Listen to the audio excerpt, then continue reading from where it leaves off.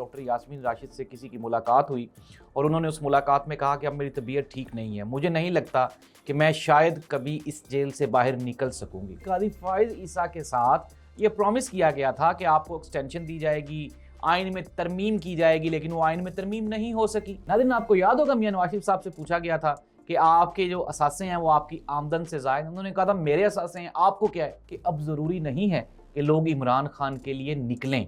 लोगों का इस निज़ाम का बॉयकॉट कर देना, वोट ना डालना, शोर ना करना, खामोश हो जाना, ये भी एक एहतजाज है।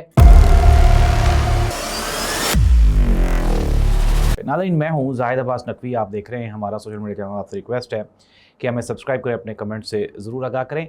नाज़रीन, जेल में आप जब अपनी वसीयत लिखवाते हैं तो शायद आपको ये महसूस हो जाता है कि मैं अब यहाँ से निकल नहीं सकूँगा। डॉक्टर यास्मीन राशिद, जो कि इमरान खान की एक इंतहाई वफ़ादार साथी हैं, अप्रोक्सीमेटली कुछ 75 ईयर्स ओल्ड हैं और कैंसर सर्वाइवर हैं। जी हाँ नाज़रीन, ये वही डॉक्टर यास्मीन राशिद साहिबा हैं जिन्होंने लाहौर के एक हलका से मियां मोहम्मद नवाज शरीफ साहब को एक ऐसी शिकस्त दी जिसके बाद मियां साहब अब अप्रोक्सीमेटली इस हुकूमत को 3 साल हो गए हैं, लेकिन आज भी बोलने के काबिल नहीं है क्योंकि लाहौरियों ने वोट ही नहीं दिया। नाज़रीन, डॉक्टर यास्मीन राशिद साहिबा की गुज़श्ता दिनों उनकी एक वसीयत, हमारे एक सहाफ़ी दोस्त हैं, उनके मुताबिक उन्होंने कहा कि डॉक्टर यास्मीन राशिद से किसी की मुलाकात हुई और उन्होंने उस मुलाकात में कहा कि अब मेरी तबीयत ठीक नहीं है, मुझे नहीं लगता कि मैं शायद कभी इस जेल से बाहर निकल सकूंगी। लेकिन उसने कहा कि मुझे बिल्कुल भी कोई दुख नहीं है, मेरे साथ जो भी जुल्म ज़्यादती किया गया ये सिर्फ इसलिए किया गया कि मैं इमरान खान के साथ खड़ी रही।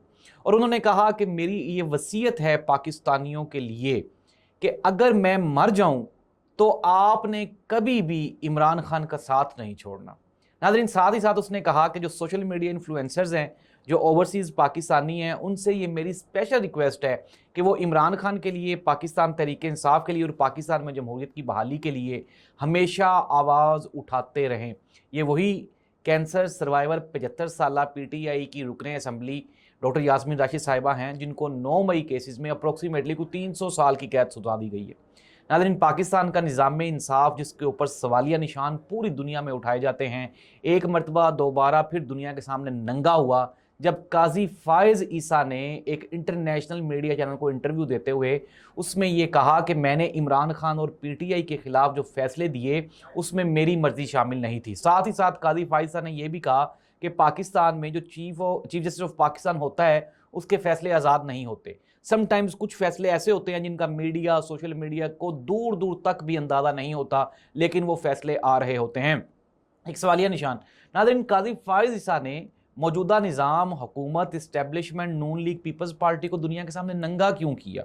इसकी एक बहुत बड़ा रीज़न है, एक बहुत बड़ी वजह है। हमारे एक दोस्त है इस्लामाबाद में, हमने उनसे पूछा कि ये क्यों हुआ, तो उन्होंने कहा जी काजी फाइज ईसा के साथ ये प्रॉमिस किया गया था कि आपको एक्सटेंशन दी जाएगी, आइन में तरमीम की जाएगी, लेकिन वो आइन में तरमीम नहीं हो सकी क्योंकि मखसूस नशिस्तों का मैटर जो था वो डिले हो गया। साथ ही साथ उन्होंने ये भी कहा कि काजी फाइज ईसा को इसके बाद ये लॉलीपॉप दिया गया कि हम आपको चीफ इलेक्शन कमिश्नर लगाएंगे, लेकिन वो भी नहीं लगाया गया। अब बिल आखिर क्या हुआ है कि काजी फाइज ईसा साहब ने मौजूदा निज़ाम के ऊपर सवालिया निशानात उठा दिए। नाज़रीन, वज़ीर आज़म पाकिस्तान शहबाज शरीफ ने कहा कि यह असम्बली जाली है। मौजूदा उस वक़्त के जो चीफ जस्टिस ऑफ पाकिस्तान काजी फाइज ईसा ने कहा ये इलेक्शन जाली है, ये असम्बली जाली है, ये मैंडेट जाली है। नाज़रीन, आपको याद होगा पिंडी का वो कमिश्नर जिसने कहा था कि हमने अप्रोक्सीमेटली कुछ 24 हलकों के नताइज बदले हैं, उसने भी कहा ये इलेक्शन जाली है। नाज़रीन, अगर ये इलेक्शन जाली है तो फिर ये हाइब्रिड डेमोक्रेसी कहाँ से हो गई? फिर तो सीधा सीधा कहें ना कि यार ये मार्शला है, ताकत की हुकूमत है। और देखें, जब मार्शला या गैर जमहूरी हुकूमत होती है तो फिर इस तरह की स्टेटमेंट्स आती हैं, जिस तरह मोहतरमा मरियम औरंगज़ेब साहिबा ने असम्बली में खड़े होके तो वहाँ पे किसी ने सवाल पूछा कि जी पंजाब हुकूमत ने जहाज़ खरीद लिया, तो मोहतरमा मरियम औरंगज़ेब साहिबा कहती हैं खरीद लिया तो खरीद लिया, आपको क्या मसला है? नाज़रीन, आपको याद होगा मियां नवाज शरीफ साहब से पूछा गया था कि आपके जो असासे हैं वो आपकी आमदन से ज़ायद, उन्होंने कहा था मेरे असासे हैं, आपको क्या है? नाज़रीन, ये हुकूमत तो ये कह सकती है कि भाई हमारी हुकूमत है, अवाम को क्या है, हमने अवाम को लूटा है, आपको क्या है, हमारा मुल्क है, हम जिस तरह से चाहें लूटें। नाज़रीन, अंदाज़ा लगाएं कि बेहिसी की इंतहा हो गई है कि एक तो आप चोरी करते हैं, फिर ऊपर से सीना जोरी भी करते हैं। पेट्रोल, उसके ऊपर टैक्सीज़ हैं, खाने पीने की अशिया बेपनाह टैक्सीज़ हैं, ज़रूरियात ज़िंदगी की अशिया बेपनाह टैक्सीज़ हैं, گاڑیاں سستی ہو گئی ہیں، جو الیکٹرانکس کی چیزیں ہیں بڑی والی وہ سستی ہو گئی ہیں. کیوں؟ کیونکہ شرفا نے، عمرہ نے ان کے اوپر عیاشیاں کرنی ہیں. غریب پاکستانی کا بچہ اسکول جانے کے سے قاصر ہے، سرکاری اسکول میں پڑھا نہیں سکتے، پرائیویٹ کی فیسیں نہیں ہیں.